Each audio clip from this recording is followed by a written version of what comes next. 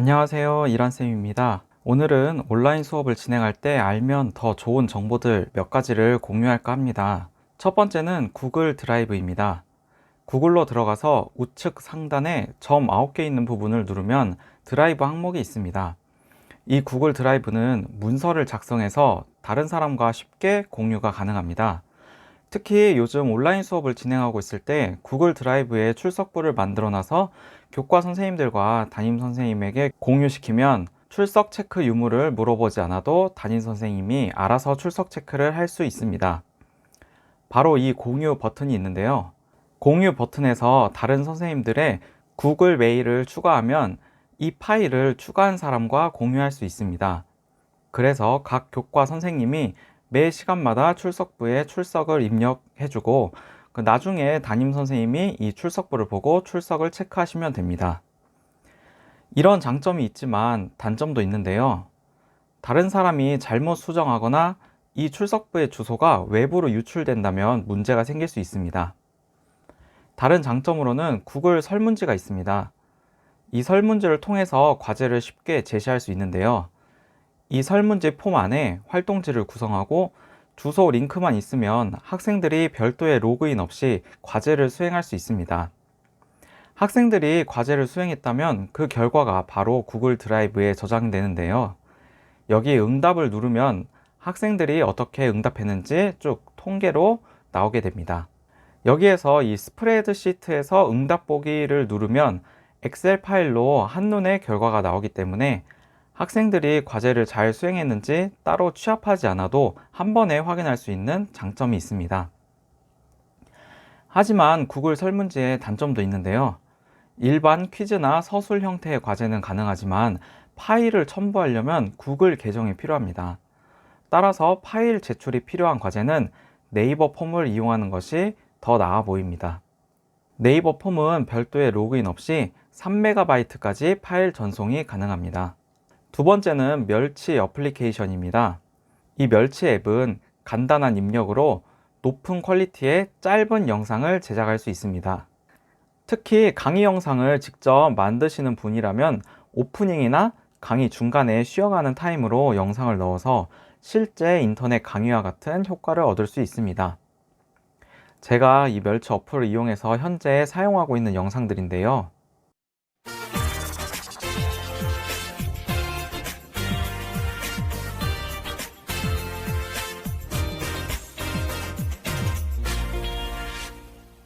되게 퀄리티가 높죠?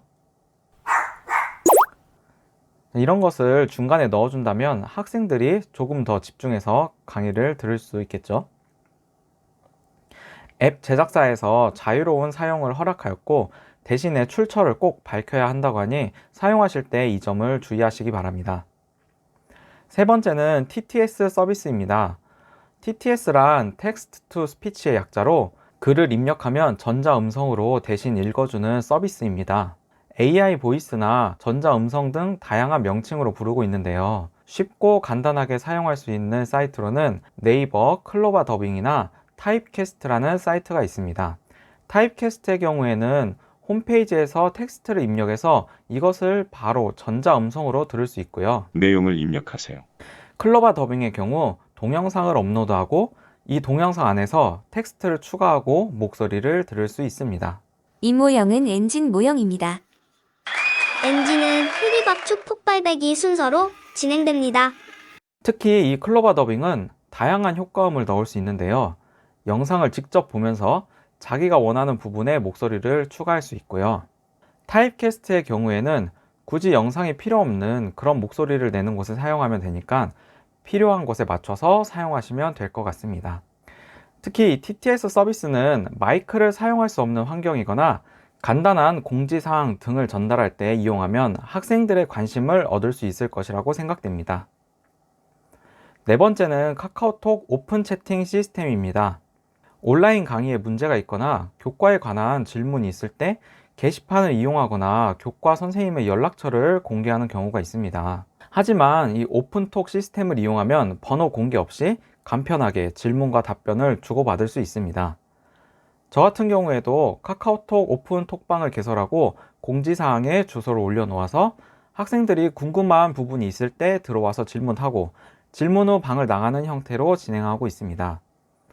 오픈톡방은 PC카톡 기준으로 채팅 부분에서 말풍선 2개 있는 곳을 누르면 나오는데요. 더하기 모양을 더블 클릭해서 오픈 채팅방을 만들어주고 여러 사람이 들어올 수 있도록 그룹 채팅방으로 설정한 다음에 외부인이 들어오지 못하게 검색 허용하기는 체크하지 않아야 합니다. 그래서 방을 만들어준 다음에 방 안에 메뉴에서 링크 복사가 있습니다.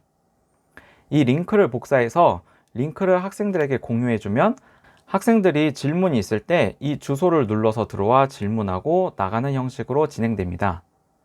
이상 몇 가지 온라인 수업에 관한 팁을 소개했는데요. 이미 아는 부분도 있을 것 같습니다.